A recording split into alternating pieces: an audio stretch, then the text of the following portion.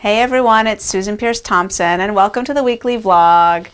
This week's question comes from someone named Beck, and Beck writes in, "Hi Susan, I've been following Bright Line Eating for a few weeks and have had amazing results. I've been wondering lately if gluten-free products are considered appropriate in the no flour, no sugar category.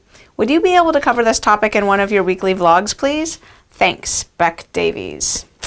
Good question, Beck. My answer is no.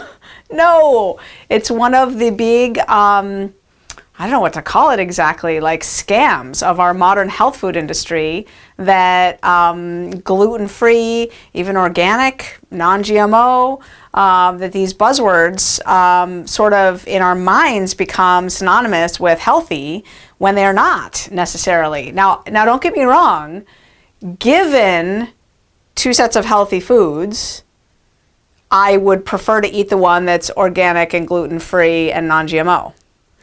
But just because something's organic and gluten-free and non-GMO doesn't make it healthy. So let me talk about gluten in particular because that's your question.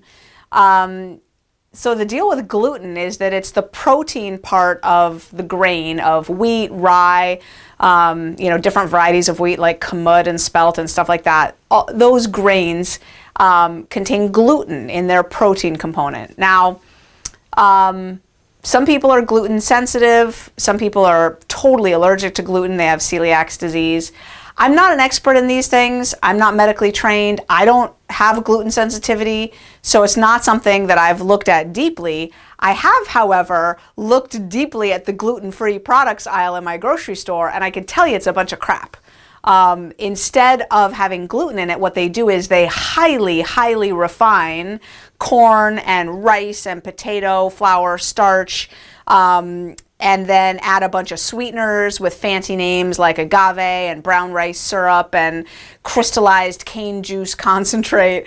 And they package up essentially this sugar and flour and they sell it as this gluten-free bread, gluten-free cereal, gluten-free pasta, gluten-free whatever. And it's sugar and flour. Like, you might as well be eating Hostess, I swear to God.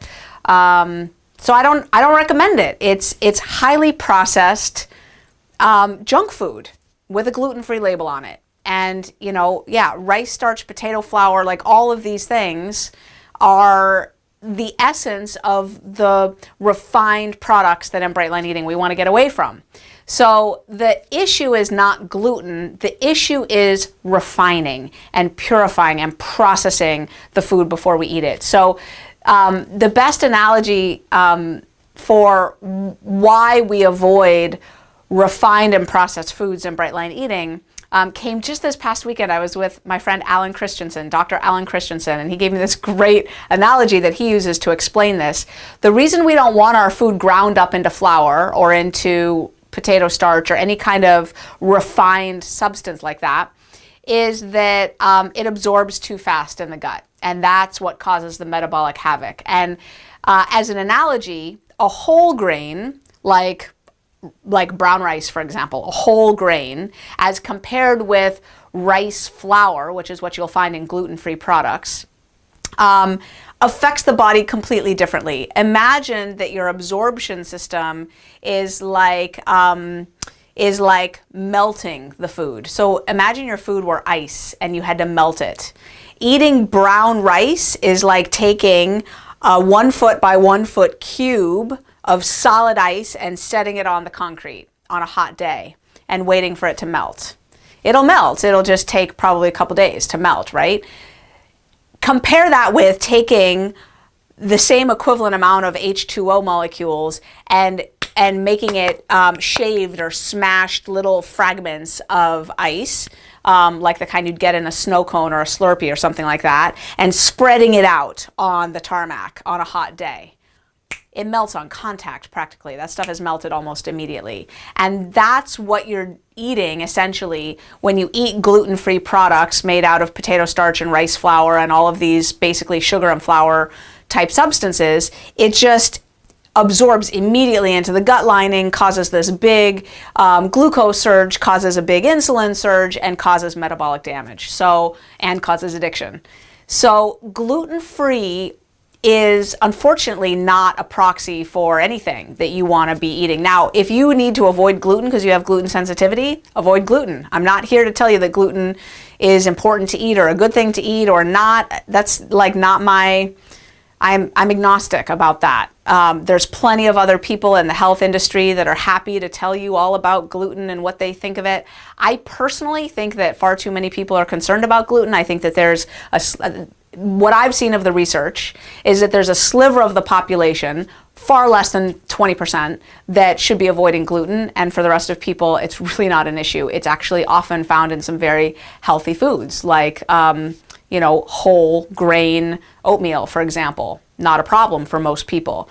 If it is, go to the gluten-free aisle and get yourself some gluten-free oatmeal. However, notice as you look around the gluten-free aisle, this is what I've done, read the packages, and notice that there are almost no gluten-free alternatives that are sugar and flour-free. Almost all of the products in the gluten-free aisle are loaded with sugar and flour. It's just junk food extraordinaire. And I don't know why they're not really big on making gluten-free products that are healthy. But so far, they're just not. They're making a lot of crackers and cookies and cereals that are especially loaded with sugar. I was particularly surprised recently when I went into the gluten-free aisle to look for gluten-free bright line eating cereals that there were almost none. I found a quinoa flakes hot cereal that's delicious that I'm actually eating every day these days. That was good. Whole grain quinoa flakes. And you just make it into a hot cereal like oatmeal. Awesome. And I found gluten-free oats. And that was about it. Every boxed cereal was loaded with sugar and flour. In contrast, when I go down the General Mills like regular cereal aisle, I find a lot of cereals that I can eat. Shredded wheat, Uncle Sam's, Fiber One. So anyway, I'm not too impressed with what they're doing these days with gluten-free products. Just saying.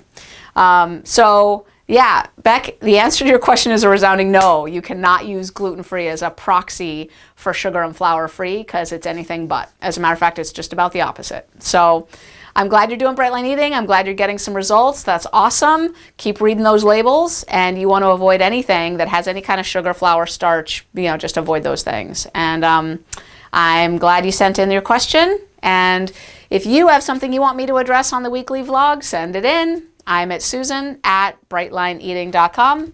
I'll see you next week.